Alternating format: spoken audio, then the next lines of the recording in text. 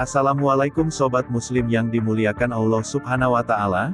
Salam sehat dan sejahtera selalu. Selamat datang di channel Al Mukaromah, channel saluran silaturahim dan ukhuwah Islamiyah, serta informasi-informasi seputar dunia Islam.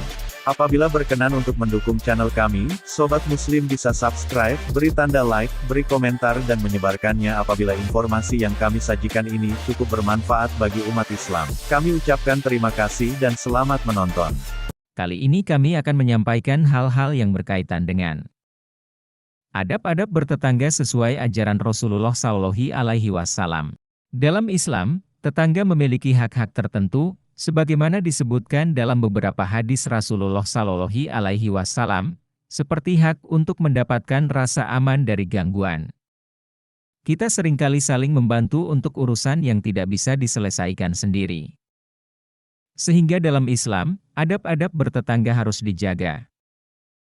Hal tersebut agar hubungan dengan tetangga menjadi harmonis. 1. Mendahului berucap salam. Memberikan salam terlebih dahulu merupakan adab bertetangga yang pertama. Selain itu, mengucap salam ketika berjumpa, dinilai sopan dalam kebiasaan sehari-hari.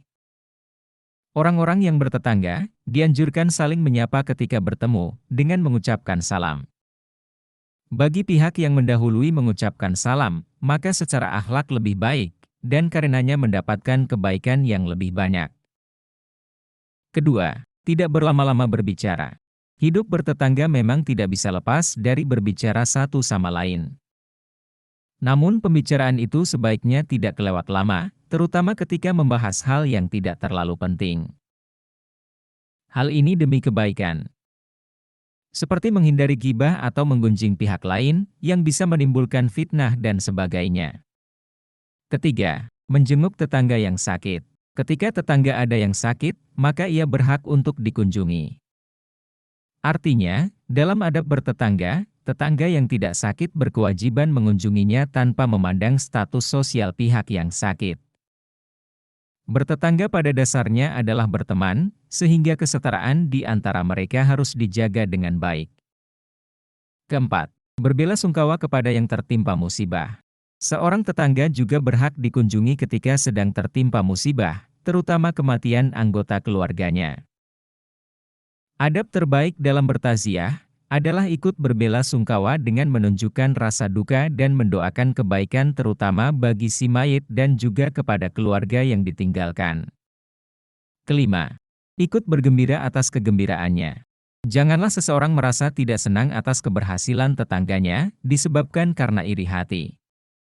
Hal yang justru dianjurkan adalah saling mengucapkan selamat atas keberhasilan sesama tetangga.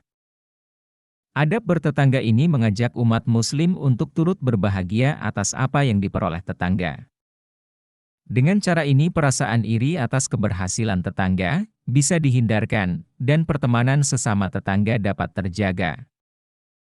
Keenam, berbicara dengan lembut kepada semua anggota keluarganya. Senantiasa berbicara dengan lemah lembut, tetap sopan, serta saling melontarkan senyum apabila bertemu, baik kepada anak maupun pembantunya. Ketujuh, memaafkan kesalahan ucap. Ketika tetangga tidak sengaja melontarkan perkataan yang menyinggung, maka kita harus memaafkannya.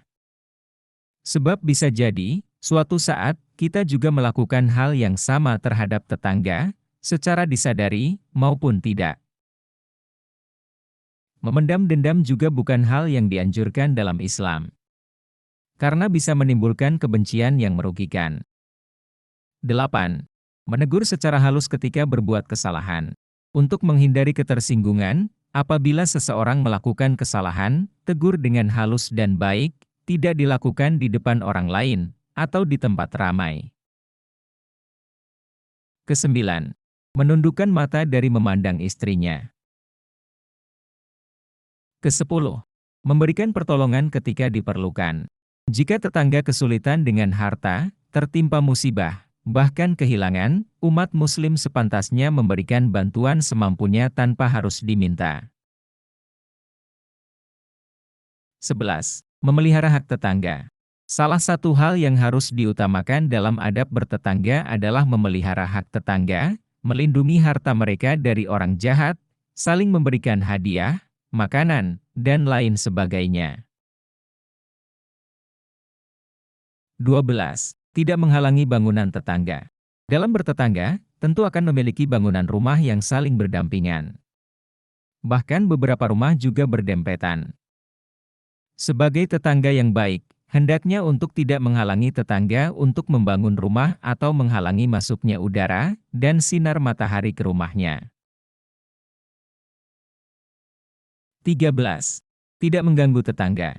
Dalam hadis riwayat Bukhari, di mana Rasulullah Shallallahu Alaihi Wasallam bersabda, "Barang siapa beriman kepada Allah dan hari akhir, maka janganlah ia mengganggu tetangganya." Maka, ada baiknya, contoh, ketika akan mengadakan sebuah acara di rumah, hendaknya meminta izin tetangga terdekat terlebih dahulu, agar mereka tidak merasa terganggu dengan acara yang kita selenggarakan. Demikian ragam adab bertetangga yang diajarkan Rasulullah Shallallahu Alaihi Wasallam, serta harus diamalkan oleh setiap seorang Muslim. Sampai jumpa pada info-info berikutnya.